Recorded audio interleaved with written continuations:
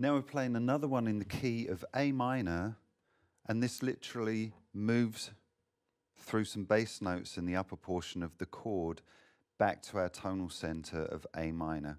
And again, there are some variations to whether this is a true A minor in the key of C A minor, or there are some variations, but I'll point that out to you in a second. So let's look at the moves first. Again, I'm utilizing that hammering thing at the beginning of my progression like the last one. Seems to be a kind of a typical thing with the A minor, that's just such a nice move to add that. So remember, we've got that. Then I'm keeping everything in position and playing a G in the bass. Then I'm playing a D with an F sharp bass, but instead of playing it like this, which may be typical, I need to be able to then keep descending down to my F, all right? So remember that. So we've got A minor with the G bass, D with an F sharp bass, and then I was playing F major 7, but I was also articulating on top of the chord the open string. Now this could be really tricky. I would isolate this part of the chord.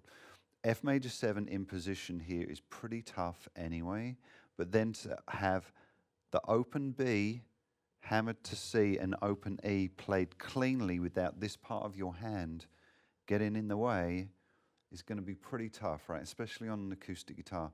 Again, if anything hurts, don't do it. Stop playing it, maybe move it somewhere else, okay? So let's go through that again. I just want to show you the moves. A minor with D, G in the bass, D with F sharp in the bass, F major 7, but with our nice move on top. So let's put that together.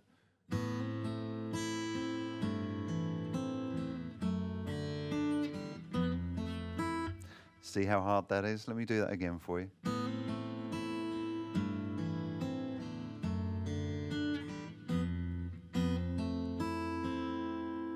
Okay, it's really hard. The reason it's hard to do that is all of your strength is holding this part of the chord down, and to then articulate a hammer and an open string here cleanly is tough. So if you've got a lot of hand strength, it's probably going to be okay. But not only the strength is important, it's keeping the strings nice and clean and clear in there as well. So let's try it again.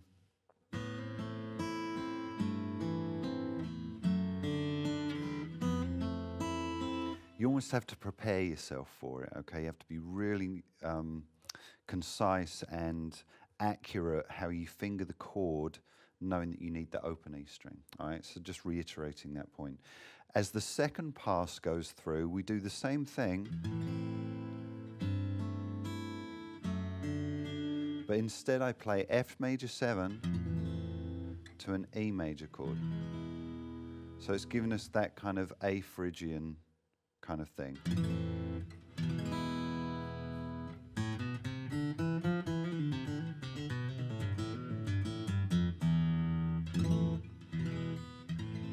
Okay, it's a really nice kind of sound, kind of Spanish classical if you like.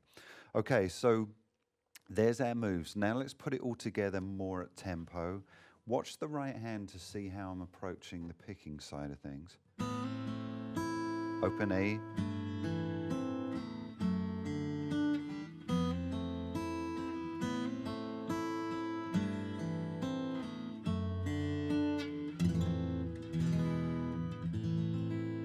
Okay, now keeping that in time, obviously articulating the picking. You can choose however you want to pick this, as long as it's in time and it's your picking pattern. This is how I would approach it. You're going to get the tab and notation. If you want to articulate it exactly like me, obviously look at the tab and the notation. Otherwise, you know, come up with your own part. You could even strum it, you know, it could be a...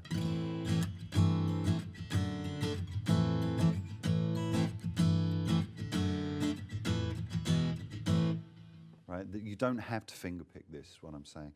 Anyway, a really nice chord move. It's got that really nice Spanish Phrygian sound to it. You've probably heard this a million times. A close example would be Why My Guitar Gently Weeps, you know, George Harrison.